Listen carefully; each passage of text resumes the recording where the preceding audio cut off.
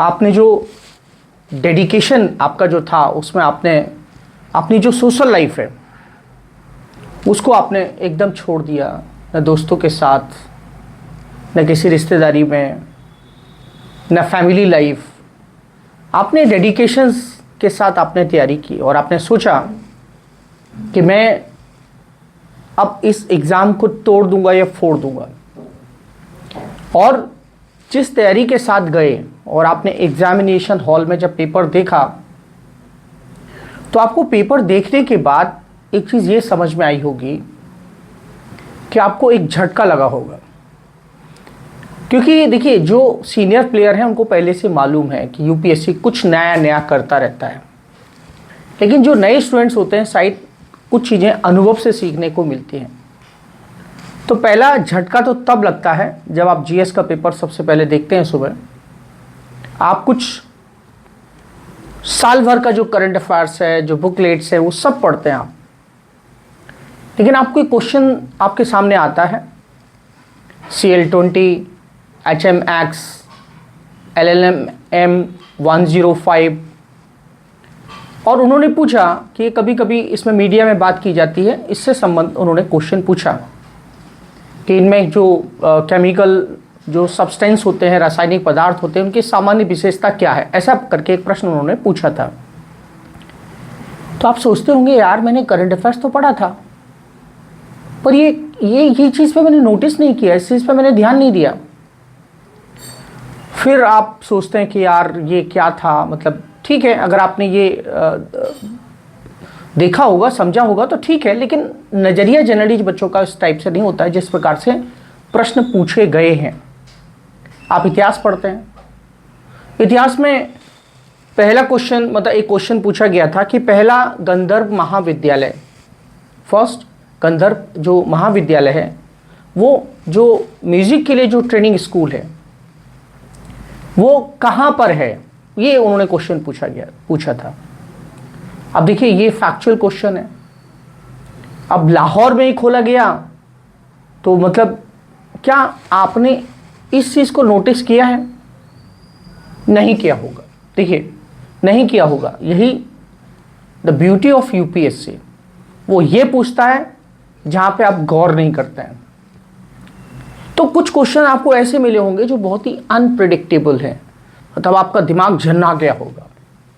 फिर आपने आगे देखा होगा, लेकिन आपने एक चीज़ और नोटिस की होगी कि टाइम, आपने देखा होगा टाइम का जो प्रेशर है कि 2 आवर्स में सब कुछ सॉल्व करना है, सारे क्वेश्चंस देखने हैं, और उसमें सबसे बड़ी दिक्कत स्टेटमेंट 1, स्टेटमेंट 2, स्टेटमेंट 3, और फिर पढ़ने के बाद उनका एक्सप्लेनेशन भी देखना है। देखिए अब यहाँ पे कुछ क्वेश्चन आपसे ऐसे पूछे गए थे, जैसे कि आपने देखा होगा कि मोनोक्लोनल एंटीबॉडी के ऊपर एक क्वेश्चन पूछा गया था।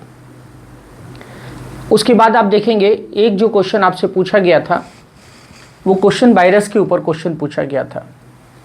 तो मेरा यहाँ से क्या कहना है, मेरा आपसे ये कहना है कि ये जो क्वेश्चंस जो भी मैं बता रहा हूँ, इसमें स्टेटमेंट 1, स्टेटमेंट 2, स्टेटमेंट 3, आप इनको कर सकते थे या आप करने की कैपेबिलिटी आपके अंदर होगी, लेकिन दिक्कत यहाँ पे ये है, जैसे एक एक्टिव कार्बन से रिलेटेड क्वेश्चन पूछा था, तो दिक्कत यहाँ पे ये है कि जो स्टेटमेंट्स हैं उनको पढ़ना, उनको समझना और फिर उसके बाद एक कंक्लूजन पे पहुँचना, आंसर पे एक्सप्लेनेशन उसका मैच करता है या नहीं करता है, बस यही एक लेंदी जो प्रोसेस है, एक जो लंबी प्रक्रिया है, उसको स्टूडेंट ने निश्चित रूप से एग्ज़ाम में झेला है।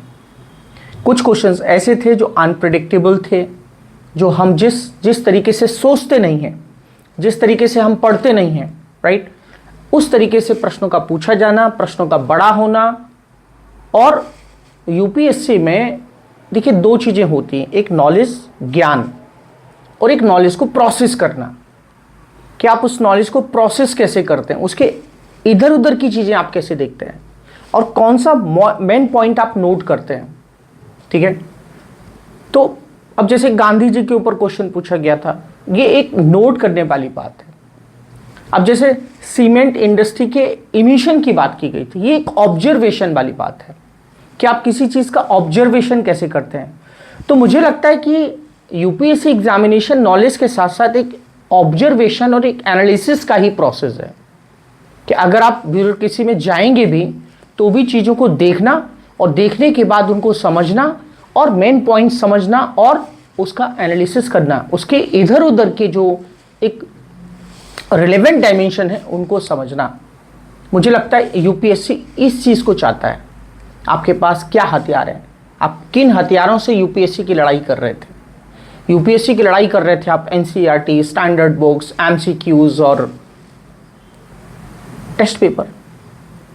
लेकिन उसके बावजूद भी यूपीएससी का एक सबसे बड़ा चैलेंज ये है। क्या चैलेंज है? चैलेंज ये है कि जब भी आप एग्जामिनेशन में जाएंगे तो उनका, देखिए चीज़ें वही होती हैं लेकिन उनका पूछने का जो तरीका है वो एक कह सकते हैं कि चीज़ों को एक विश्लेषण करना, एग्जामिनेशन हॉल में चीज़ें जो दी गई हैं उनको एनालिसिस करना, उनका विश्लेषण करना और जो लैंग्वेज है उस लैंग्वेज को टफ बना देना ताकि आपको जल्दी से समझ में ना आए।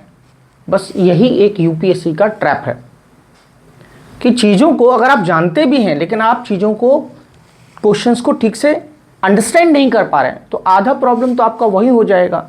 और उसके साथ साथ जो है उस लैंग्वेज को टफ बना देना, स्टेटमेंट्स, एक्सप्लेनेशन, तो ये चीज़ उसको और डिफ़िकल्ट कर देता है।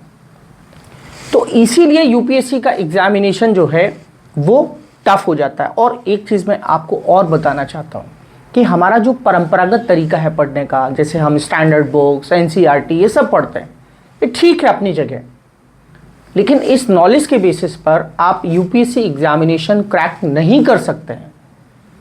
आप ये नोट कर लें, आगे के आने वाले एग्जामिनेशन भी इसी टाइप से होंगे। वो ये जानना चाह रहे हैं। अगर आप सीसेट के पेपर की बात कर लें तो सीसेट के पेपर में आप कॉम्प्रिहेंशन अगर आप रीड करेंगे तो आपको ऐसा लगेगा कि आपने कोई नॉवेल पढ़ लिया हो। आप समझिए इस बात को कि आपने कोई नॉवेल पढ़ लिया हो और फिर भी आपको जो है उसकी थीम या जो पूछा गया है वो समझ में नहीं आया है। तो ये दूसरी बात है, आपको डर लगा रहता है, नेगेटिव मार्किंग का डर लगा रहता है। ये भी कम, मतलब कह सकते हैं कि ये आपके लिए सबसे बड़ा ये प्रॉब्लम क्रिएट करता है एग्जाम्स में कि क्वेश्चंस कहीं गलत ना हो जाएं। ये सबसे इंपॉर्टेंट बात है। और क्वेश्चंस देखिए, आप इकोनॉमी पढ़ के गए, आपने सारे कॉन्सेप्ट पढ़ लिए, फिजिकल डेफिसिट क्या होता है, ये सारे कॉन्सेप्ट पढ़ लिए, बट उन्होंने वो क्वेश्चंस इस तरीके से दिया कि आपको अप्लाइड नॉलेज है या नहीं है, आपको उसको सॉल्व करना, ये बहुत बड़ा कह सकते हैं कि ये डिफिकल्टी लेवल जो है आपका बढ़ाता है। आप ज्योग्राफी पढ़ रहे हैं, मान लिया आप टाइम जोन पढ़ रहे हैं, लेकिन टाइम जोन कहाँ पर कितने टाइम जोन है ये आपने किताब में तो नहीं पढ़ा ना। आप समझिए इस बात को, बुक्स में तो नहीं पढ़ा, ये आपका ऑब्जर्वेशन है भाई, ऑब्जर्वेशन। तो मेरा आपसे कहना है, ये कहना है कि अगर आप ये सोचते हैं कि जो क्वेश्चंस पूछे गए, अब जो क्वेश्चन पूछे गए उनके बारे में आपने कहीं सुना नहीं होगा, ऐसा लगता है जैसे यूपीएससी ने बिना किसी लाइफ लाइन के कौन बनेगा करोड़पति खेलने का फैसला ले लिया है, ऐसा आपको लगेगा। अब जैसे मान लिया बहुत सारे सब लोग बोलते हैं कि हाँ मैपिंग पे क्वेश्चन आते हैं, मैपिंग पे क्वेश्चन आते हैं, ठीक है आते हैं मैपिंग पे क्वेश्चन, बट उन्होंने, आपने मैपिंग क्या तैयार किया होगा, सब लोग इजराइल पैलेस्टाइन, ये बहुत चर्चा मेरा।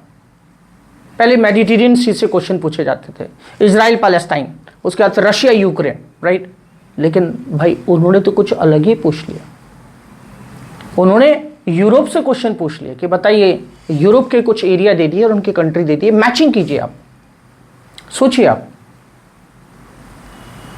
अब वो क्रिटिकल थिंकिंग कह सकते हैं, उनको क्रिटिकल थिंकिंग की जरूरत है, उनको एक एनालिसिस की जरूरत है, उनको नॉलेज के साथ साथ उनको एक ऐसे फिलोसफर चाहिए, एक ऐसे दार्शनिक चाहिए जो कहीं कुछ इधर उधर की बातें भी सोचते हो, ये दार्शनिक टाइप के लोग और क्विक डिसीजन लेने वाले लोग, ऐसे लोग उनको चाहिए। तो मतलब कंक्लूजन क्या है मेरा, ये जो मैं सब बोल रहा हूं इसका क्या कंक्लूजन है? इसका कंक्लूजन यही है कि देखिए, आप कितनी भी स्टैंडर्ड बुक्स पढ़ लें, कितनी भी एनसीईआरटी पढ़ लें, लेकिन इसका ऑब्जेक्ट है यूपीएससी क्लियर करना।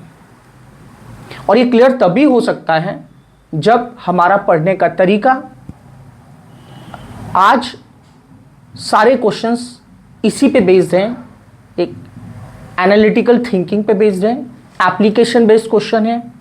तो आपकी नॉलेज को ज़्यादा से ज़्यादा, अगर आप 60% पेपर देखेंगे, 50% अगर हम मान भी लें, 40% अगर मान भी लें कि स्टैटिक पोर्शन से भरा पड़ा है, लेकिन वहाँ भी आपको बहुत एक ऑब्जर्वेशन की ज़रूरत है कि क्या आपके लिए ज़रूरी है।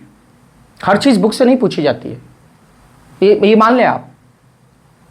और बाकी का जो 60% पेपर है, जो करंट अफेयर्स एनालिसिस की हम जो बात कर रहे हैं, वो कहीं ना कहीं जो चीज़ें चल रही हैं, घट रही हैं, उनकी एक व्यापक समझ, एक वाइड, एक कह सकते हैं स्कोप में उसका अंडरस्टैंडिंग होना ही चाहिए।